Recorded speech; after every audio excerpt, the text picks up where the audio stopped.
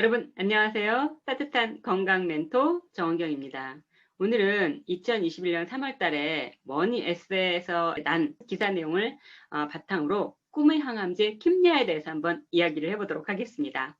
이 킴리아가 우리 면역 반응 중에 어떤 면역 반응을 이제 이용해서 이제 항암제를 만들었는지 이제 그 이야기를 해보도록 하겠습니다. 우리 몸에 세균이나 바이러스와 같은 원균이 들어오면 우리 몸에서 이제 면역 반응이 일어나죠. 그러니까 코로나 바이러스를 예로 들어보겠습니다. 코로나 바이러스가 들어오면 코로나 바이러스가 우리 몸에 있는 유전자하고 다르기 때문에 바이러스를 물리치기 위해서 면역세포인 대식세포하고 NK세포 코로나 바이러스 제거를 해요. 근데 코로나 바이러스가 너무 많아요. 그러면 얘네들이 밀리죠. 우리 군대가 막 밀리면 후방에다가 빨리 군대를 보내달라고 연락을 해야 되잖아요. 대식세포가 이 코로나 바이러스에 대한 정보를 보조티림프구한테 줘요. 그럼 이 보조티림프구가 이렇게 생긴 놈이야. 이렇게 생긴 놈을 빨리 좀 제거 좀 해줘. 그러면서 B림프구하고 T림프구한테 정보를 줘요. 그럼 B림프구가 빠르게 형질세포하고 기억세포로 이제 분할을 해요. 그러면 형질세포가 항체를 만들어서 코로나 바이러스를 제거를 해요. 텔레비 보면 TV에서 뭐라고 그러냐면 중화항체가 만들어졌습니다 라는 얘기를 들어보셨을 거예요. 중화항체가 뭐냐면 항원의 기능을 무력화시키는 거죠. 한 마리 한 마리 낚시를 하면 고기를 많이 못 잡잖아요. 한 마리씩만 잡잖아요. 근데 그물을 뿌리면 많이 잡을 수 있죠.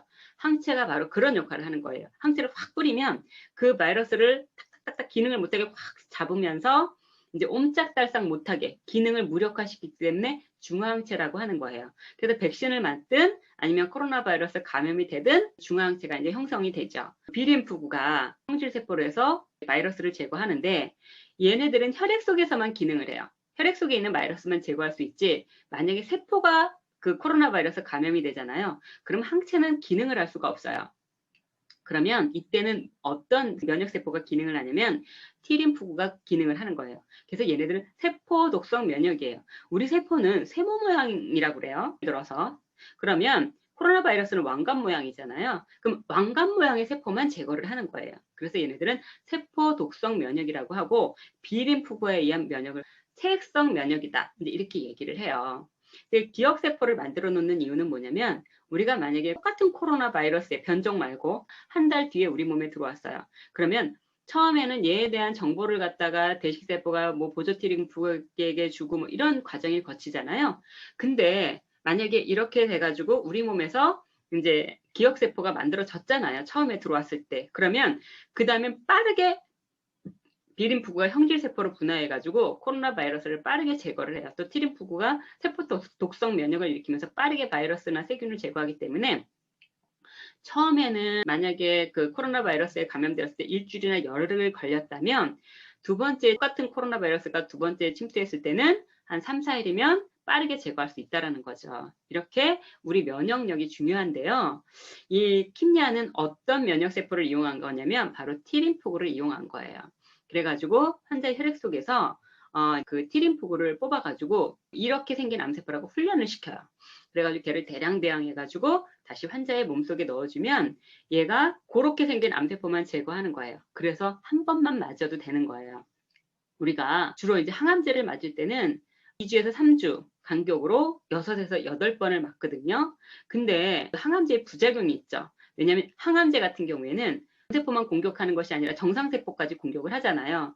그래가지고 막 구역, 구토, 설사, 어지럼증, 체중 감소, 식욕 감퇴 막 이런 게 나타나잖아요. 암 환자들이 암에 의해서 죽을 수도 있지만 항암 치료를 하다 죽겠다 싶어가지고 암 치료를 포기하는 경우도 있잖아요.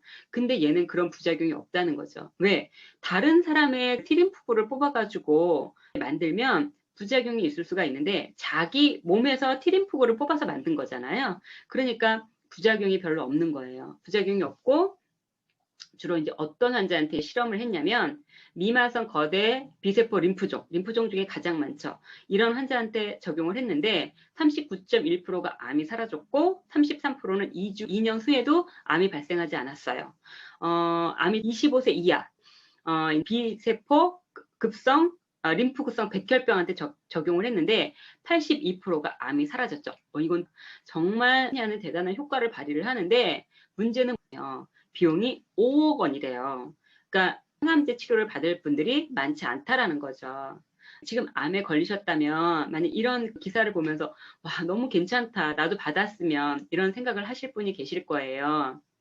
근데 혹시 못 받았다고 실망하지 마시고 논문에 보면은 비타민 D 수치가 60에서 80 혈중 비타민 D 수치를 이제 유지를 하잖아요. 그러면 암을 예방하고 치료할 수 있다는 논문이 굉장히 많아요. 그러면 여러분 보충제가 됐던 주사제가 됐던 자외선 조사기를 이용해서 여러분들의 비타민 D 혈중 비타민 D 수치를 높여서 면역 세포를 강화시키는 거예요. 강화시켜서 암세포를 빠르게 제거를 해서 건강을 회복해 보시는 건 어떨까.